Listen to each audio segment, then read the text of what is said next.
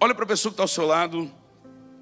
Olha para a pessoa que está ao seu lado e diga assim, ó: hoje o Espírito de Deus vai falar aos nossos corações sobre as armas da nossa milícia. Diga: as armas da nossa milícia. Abra sua Bíblia, por favor, em 2 Coríntios. Carta de Paulo aos Coríntios. 2 Coríntios capítulo 10, versículo 4 e 5. Só para nós entrarmos no texto e entrarmos em todo o contexto bíblico. Abriu lá. Gente, deixa eu contar um testemunho antes de entrar aqui, só para aquecer mais ainda a sua fé. Amém, amados? Gente, eu estou com uma fotinho aqui que eu não sei se eu posso divulgar. Mas não dá close aqui, tá? Não fecha o zoom aqui, por favor, porque eu não sei se eu posso divulgar. Mas está aqui o menininho. Esse aqui é o Noah, gente. Ele está aqui entubadinho. E eu recebi esse pedido de oração, amados, dizendo assim, ó. Isso foi na quarta-feira ao meio-dia, se não me falha a memória. Um irmão muito querido nosso aqui, né, nos passou. E eu via na voz dele, a voz embargada por causa da situação. O Noah é filho de um casal de missionários aqui no Rio Grande do Sul. E diz assim, ó: esse é o Noah.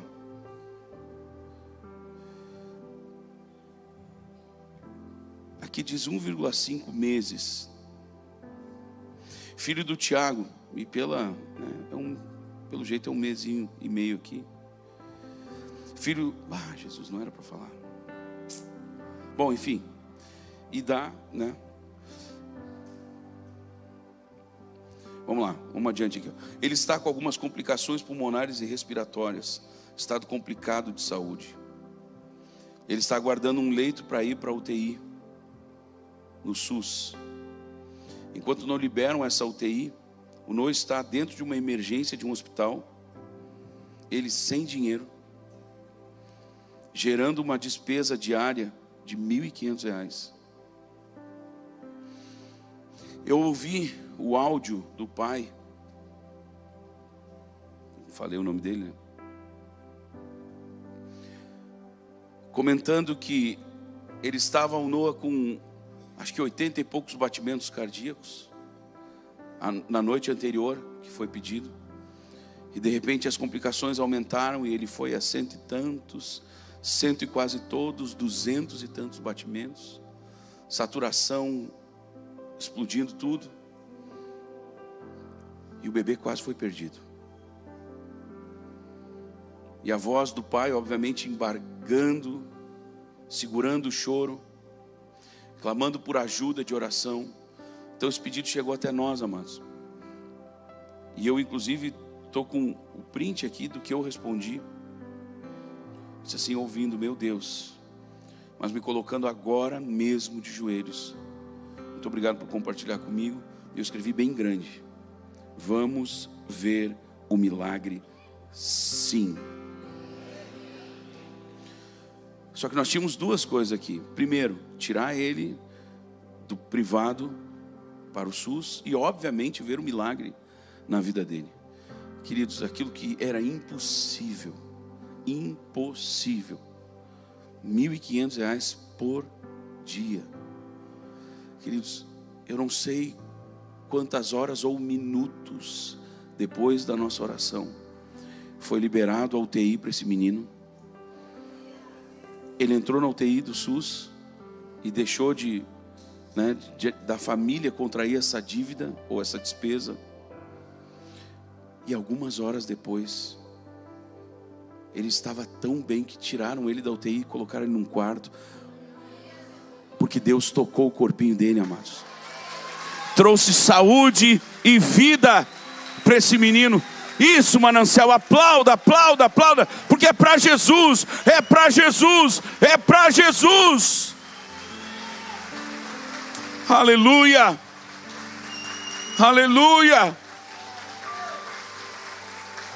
Fico imaginando a dor, o desespero dos pais, Por isso, quando você aplaude de pé, meu irmão, você, além de estar glorificando a Deus, você está atraindo proteção de Deus para a sua vida. Amém, amados? Quem está feliz, diga amém. Olha para a pessoa que está ao seu lado, diga: as armas da nossa milícia. Diga: as armas da nossa milícia. Abriu a Bíblia lá, meu irmão? 2 Coríntios capítulo 10.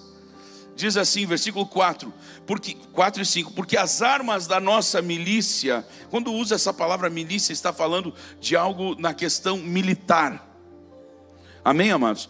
Ou seja, as armas de nossas guerras, as armas que nós, povo de Deus, temos para guerrear. Está bem claro isso? Diga amém.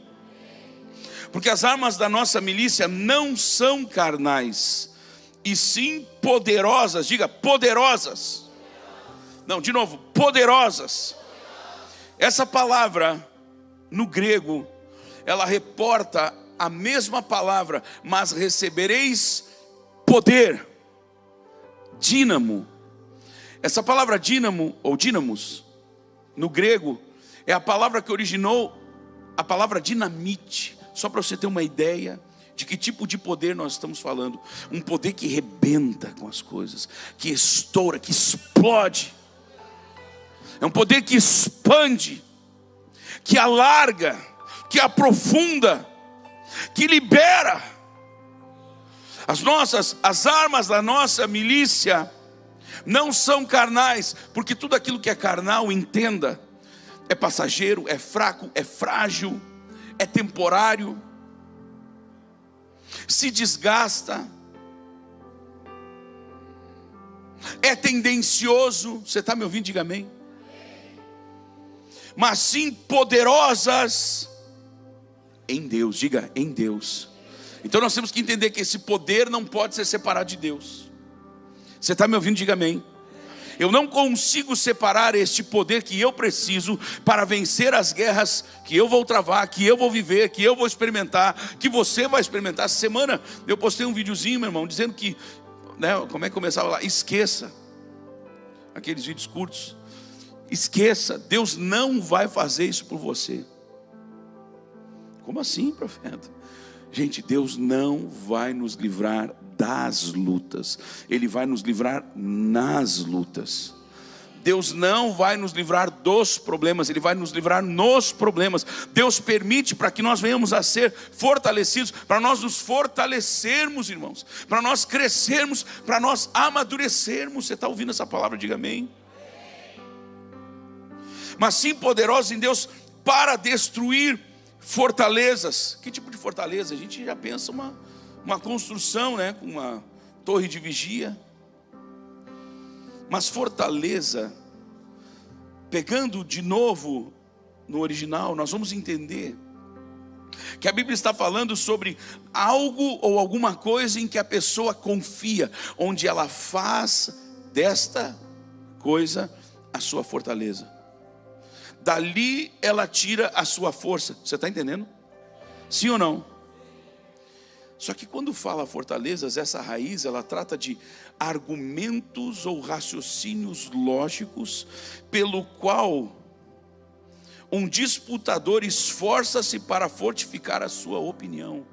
Ou seja, quando a Bíblia fala sobre essas fortalezas, está falando de fortalezas que muitas vezes nós temos na nossa mente. Você está entendendo?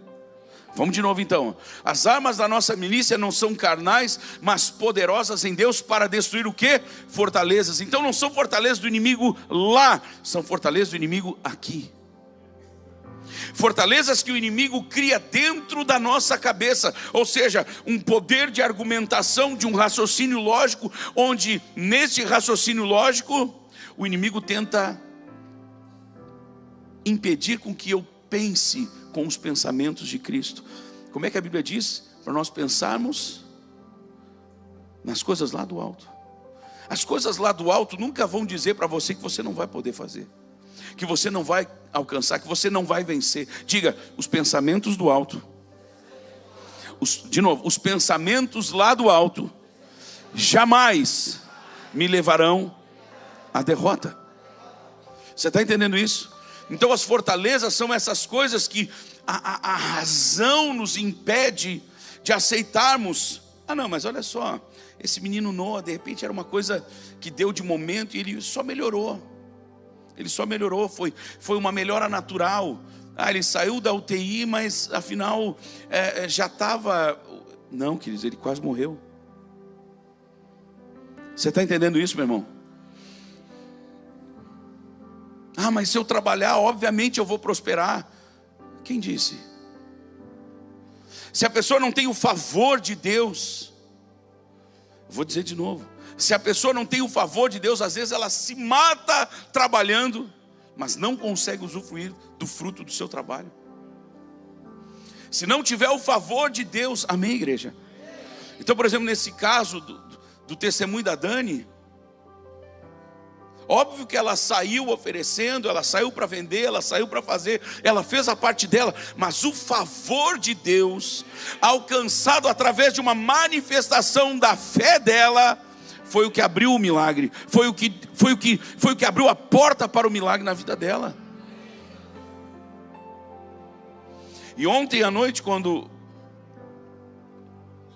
o pastor Mateus e a Janine nos contaram isso, eu olhei para a Dani e eu disse: Dani, tu tem que lembrar isso, e tu não pode te esquecer pro resto da tua vida.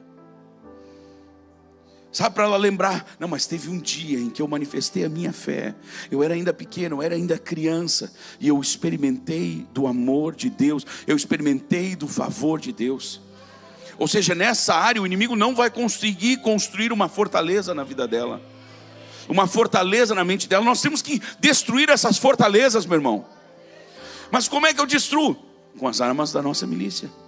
Gente, eu não sei se vai dar tempo dessa palavra toda aqui para hoje de manhã, então talvez você tenha que voltar à noite. Amém? Que estratégia boa, Jesus. Obrigado, Pai inefável. Vamos lá, no texto. Rapidão eu falei aqui sobre fortaleza. Anulando nós sofismas. Queridos, parece muito coligado, muito junto com a questão das fortalezas. Mas agora já são sofismas, não são mais fortalezas, ou seja, muitas vezes são coisas externas que se opõem à nossa fé. Mais uma vez o raciocínio lógico, aí já entra às vezes até questões de coisas que nós ouvimos e nós vamos construindo sofisma. O que é um sofisma? É uma mentira disfarçada de verdade. Eu vou repetir, o que é um sofisma? É uma mentira disfarçada de verdade. Então são coisas, até concessões que nós como cristãos às vezes vamos fazendo. Não, mas peraí, todo mundo faz. Não, mas peraí, todo mundo está, né? Não.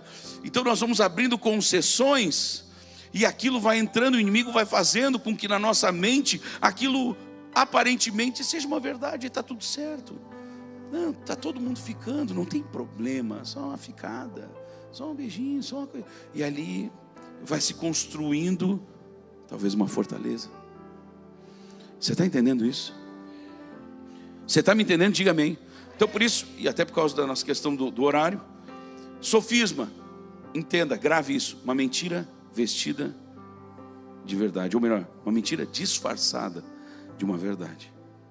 Não, está tudo certo, não, é só brincadeirinha de criança, não tem problema ela estar rebolando desse jeito, não, é só criança. Aquilo está entrando, se enraizando na criança. Você está entendendo isso? Não, mas é só uma criança, não tem problema. Toda criança mente. Você está abrindo para a criança brincar com uma coisa que a Bíblia diz que o diabo é mentiroso e pai da mentira.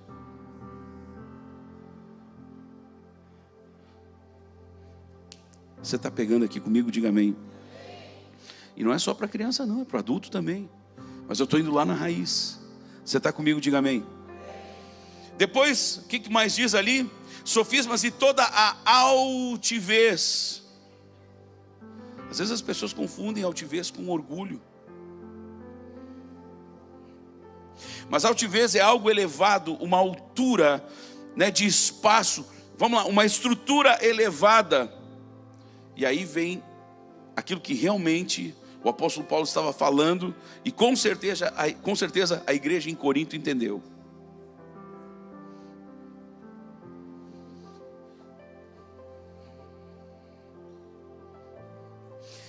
Quem já ouviu aquela expressão, só para a gente entender o que acontece, né, nesse tipo de situação aqui? Quem já ouviu aquela expressão, pá, o negócio lá estava sinistro, rapaz? Quem é que já ouviu essa expressão? Levanta a mão. Ó, 98% da igreja. Só que você pode dizer, usar essa expressão, pá, o troço estava sinistro. Tanto uma coisa que estava, pau, velho, cara, o troço estava sinistro, muito doido, 10, nota 10. Ou sinistro, cara, o troço estava sinistro, velho. O que vai mudar é a entonação da voz, que vai indicar para o ouvinte, para aquele que está captando aquela mensagem, para gerar nele um entendimento se o troço estava muito top ou se estava muito horrível. Então existem expressões que elas, fora do seu contexto, você não entende absolutamente nada. É mais ou menos, uma vez eu ouvi eu não me lembro quem estava falando, não é um entendimento que Deus me deu, mas eu ouvi isso de alguém. É mais ou menos como se você pegasse hoje uma expressão,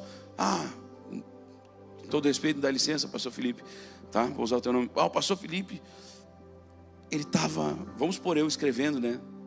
Estou escrevendo meu próximo livro, então vamos supor que eu pegasse ele. E naquele dia eu encontrei meu amigão, ele estava no fundo do poço. Todos nós vamos entender que ele estava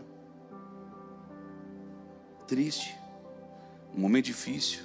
A gurizada mais nova, o cara estava numa bad, tá ligado? Mas vamos supor que alguém pegue de um outro país, sabe, de uma língua que não tem a menor conexão com as línguas latinas, e o cara pega um dicionário, acho que até foi meu pai que falou isso para mim, nosso bispo, e vai lá e pega um dicionário de expressões no fundo do poço. Aí lá no dicionário está dizendo que o poço é um lugar onde tinha água lá no fundo. Meu Deus, o cara estava numa situação, tinham jogado ele dentro lá do fundo do poço. Ele estava preso. Então aqui nós vemos Felipe, o pastor Felipe, preso no fundo do poço. Não era. É porque ele estava triste, abatido, talvez só um exemplo. Então este texto aqui, quando fala de altivez, se nós fôssemos pegar pelos primeiros significados mais óbvios da palavra, ficaria fora de um entendimento dentro daquilo que está sendo falado aqui. Mas a altivez, nesse momento aqui, está falando sobre barreiras. Então olha só como é que o apóstolo Paulo está explanando. As armas da nossa milícia não são carnais, mas sim poderosas em Deus para destruir o quê? Fortalezas, sofismas, barreiras. Está falando tudo coisas que nós temos que vencer. Cada um de nós precisa vencer. Coisas que se levantam contra nós e que nos impedem de entender o porquê o ofertar é tão importante, o porquê o dizimar é tão vital, o porquê estar nos cultos é tão primícia para nós cristãos, o porquê participarmos, nos envolvermos na igreja, nos envolvermos. Gente, a Bíblia deixa bem claro que aquele que tem um talento em terra, ele vai ter que prestar conta, e não vai ser legal esse momento. Você está entendendo essa palavra, meu irmão? Sim ou não? Só que o inimigo, então, ele vem construindo, ele vem fazendo essas construções, tentando. Qual é o foco do inimigo? Não é, escuta, não é acertar, golpear a Deus. Nós somos os alvos. Diga para a pessoa que está ao seu lado: está amarrado em nome de Jesus, mas você é o alvo. Nós somos os alvos, gente. Então o inimigo começa a construir, a tentar construir essas fortalezas, esses sofismas, colocando altivez, ou seja, barreiras, para nós não conseguirmos alcançar aquilo que Deus tem para nós. Você está me ouvindo? Diga amém. Eu estou tendo que dar um resumão aqui, gente. E quais seriam essas armas? As armas da nossa milícia. Se elas não são carnais, ou seja, queridos, com todo respeito, não é uma tática, não é uma questão técnica, não é um curso, não é uma estratégia. As armas da nossa milícia, elas não são carnais. Quando fala carnais, eu esqueci de falar, está falando de as armas da nossa milícia não são intelectuais.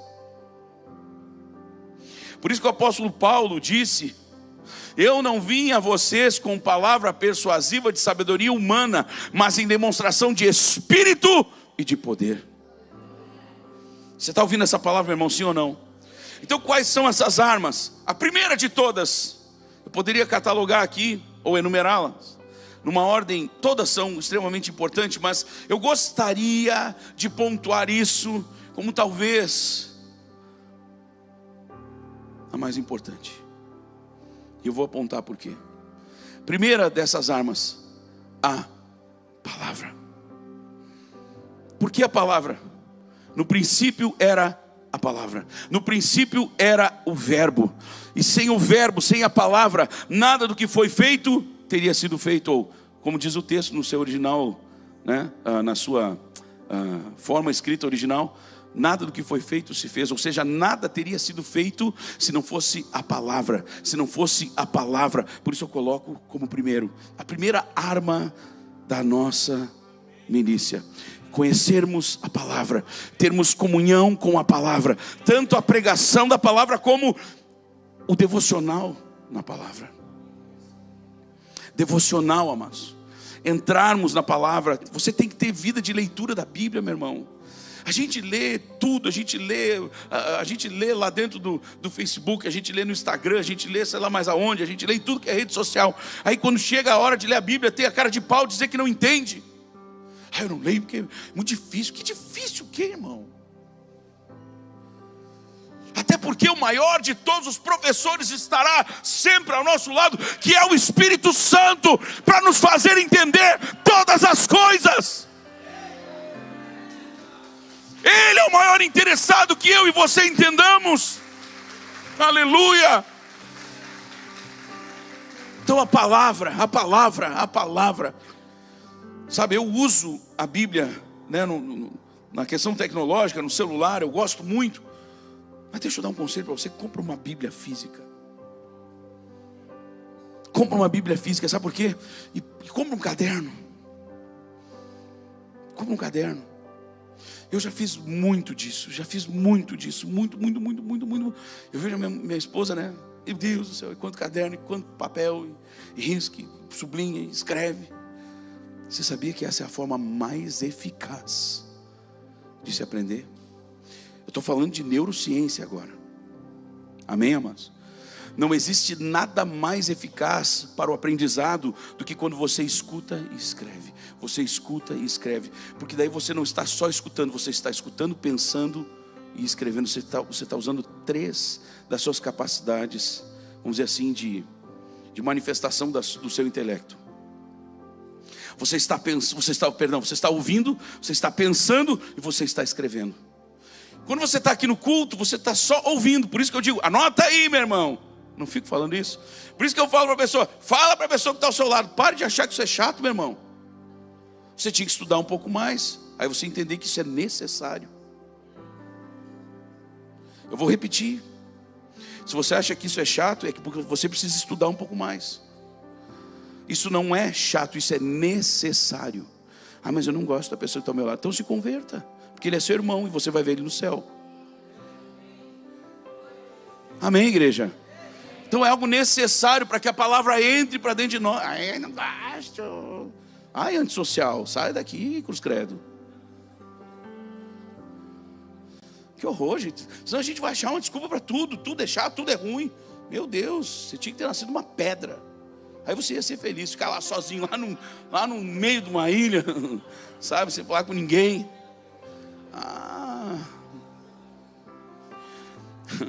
Segunda arma, pena que não dá para falar mais, mano. Segunda arma, a oração, queridos. Querido, crente que não ora não sobrevive. Olha para a pessoa que está ao seu lado e fala assim, ó: crente que não ora não sobrevive. Vamos de novo: crente que não ora não sobrevive. Não sobrevive, amado. Porque, como é que é? Oração é alimento. Meu Deus. Orar, amados. Orar como? Profeta, eu não sei orar. Não sabe orar porque não ora. Porque quem quer orar, o Espírito Santo ensina. Ah, mas eu não sei, às vezes eu chego lá, profeta, eu me ajoelho lá, e eu só consigo, ai Jesus. A Bíblia diz que Ele vai interceder por você até com gemidos inexprimíveis. Até o seu ai Jesus, Deus está fazendo a ação completa. Se você chegar lá na hora de orar e só... Quem é que já não orou assim, né? Hein? Quem é que já orou assim? Vamos lá. Eu nunca, gente, sou muito macho, né? Meu Deus, quem é que já orou assim? Todo mundo. E nesse seu gemido, ali o Espírito Santo dizendo para o Pai, meu Deus, coisa linda isso. Jesus do nosso lado, nos pegando no colo, você ali, só isso que você consegue falar. Jesus, eu estou todo arrepiado aqui, irmão. Jesus te abraçando. E o Espírito Santo falando assim, Pai, ele está triste porque ele não conseguiu isso, ele tá decepcionado porque ele errou com aquilo, ele não conseguiu aquele outro, então Pai, toca nele agora, Pai. O Espírito Santo, ele está triste porque a esposa isso, ele está triste porque o marido aqui, ela está triste porque o marido aquilo. Os pais estão decepcionados porque o filho teve todas as oportunidades e não fez, e não foi, e não tentou. Consola ele, Pai. Aí o Pai disse, tá bom, Espírito Santo, consola ele, toca ele agora. Aí daquele choro eu quero, amém, Senhor, eu sei que o Senhor vai fazer. Você está entendendo isso? Oração. As armas da nossa milícia. Outra arma, querido, o jejum. Eita. Jejum, além de lhe fortalecer espiritualmente. Minha esposa ainda estava falando comigo ontem, enquanto eu comia. Não, nós comíamos sobre o jejum. Queridos, a mídia não quer que você jejue. Alguém vai dizer, como assim, profeta? Como assim, pastor? A mídia não quer. Gente, porque a mídia e as grandes corporações, só se você ainda não acordou, mas elas trabalham juntos. Sabia disso? Quanto mais saudável você for, menos dinheiro você gera. Eu vou repetir. Quanto mais saudável você for, menos dinheiro você gera. Para outros, né? Você está entendendo isso? Gente, o jejum, quando você entra em jejuns, claro, jejuns um pouquinho mais alongados, existe uma recuperação física tão extraordinária. Existe um processo de rejuvenescimento que acontece quando você jejua. Então não é só uma questão espiritual, amados. Processos inflamatórios que às vezes as pessoas têm no corpo, eles são destruídos pelo processo do jejum. Irmãos, até células que estão tomadas por câncer, elas são as células ruins do corpo. Quando você entra em jejum mais alongado, as células boas destroem, para não dizer que talvez até se alimentem das células que estão ruins. Então, a grande mídia não quer que você saiba disso. Você está me ouvindo? Diga amém, meu irmão. Fora que Jesus sempre apregoou o jejum. Você está me ouvindo? Diga amém.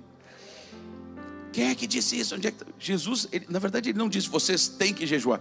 Na verdade, eu entendo que Jesus nunca cogitou o fato de nós cristãos não jejuarmos. Por isso que ele disse assim, e vós, quando jejuardes? Sabe, você entende isso? Ele não disse assim, vocês têm que jejuar. Ele disse, e vós, quando jejuardes? Ou seja, esse hábito do jejum. Olha para mim e diga assim, olha para você que está ao seu lado e diga assim, hábito. Diga, jejum deve ser um hábito nas nossas vidas. Aí alguém vai dizer, não, mas olha só, profeta, eu estou num processo, eu estou fazendo academia e tal, daí vai interromper, vai dar... Não vai. Não vai. Porque o jejum trata de coisas sobrenaturais. E se vai trazer o sobrenatural de Deus para você nestas áreas, eu lhe digo em nome de Jesus, vai trazer em todas as áreas. Amém, igreja? Queridos, a adoração, eu preciso correr. A adoração, amados, só um texto para a gente lembrar, até já vou chamar todo o Ministério de Louvor, para a gente já embalar aqui juntos, por causa do horário que voou.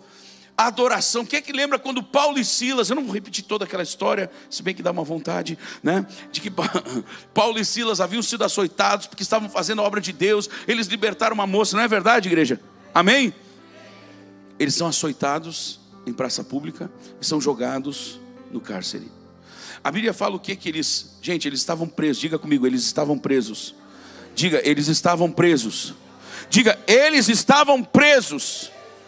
Porém, enquanto oravam e cantavam louvores ao Senhor, Deus promoveu o livramento. Queridos, eles foram libertos, eles foram libertos, eles foram libertos, eles foram libertos, porque eles estavam orando e cantando louvores ao Senhor. Eles estavam adorando ao Senhor. Eles estavam adorando ao Senhor, amado. Adoração, olha para a pessoa, pena gente, o tempo está com... Você vai ter que voltar de noite, irmão. Isso não é um castigo, isso é um privilégio. Olha para a pessoa que está lá e diga assim: meu Deus, que privilégio. Tem culto de noite de novo. Não, fala com uma vontade. Diga assim: oh, meu Deus, como você é privilegiado. Você tem, fala aí, ó, você tem o direito de ter o prazer, de estar no culto de noite. Esteja aqui. Amém, amados? Falei isso, a irmã já saiu correndo lá para ir embora. Não, estou brincando. Eu vi que ela teve que atender algo ligeiro. Adoração, amados. Quando nós adoramos, pode baixar a luz. Quando nós adoramos, amados, a presença de Deus invade o ambiente onde estamos. Quando nós adoramos, a presença de Deus invade o nosso coração, que às vezes está tomado de tristeza, tomado de angústia, tomado de medos. Ei, já existiu alguma vez que você estava com o coração angustiado, que você estava com o seu coração prostrado, e você entrou em adoração verdadeira, e você não levantou fortalecido? Meu irmão, nunca aconteceu isso, eu tenho certeza. A pessoa que, por mais destruída que ela esteja, se ela entrar em verdadeira adoração, ela se levanta forte, ela se levanta renovada, porque a adoração, ela destrava o ambiente, ela destrava as nossas vidas, destrava o nosso coração. Bati tão forte aqui que estragou lá. Olha para a pessoa que está só, diga: adoração. Tem mais uma arma, eu vou ter que falar só de noite. Viu? Essa última arma eu falo de noite, gente. Se você não puder vir, você acompanha pela internet, amém? Na verdade, eu acho que eu vou falar mais duas, tem várias. Essas aqui são algumas das principais. Quem está recebendo de Deus nessa manhã? Fica as duas mãos levantadas então, em nome de Jesus, e vamos adorar. Vamos entrar usando desta arma da adoração e também da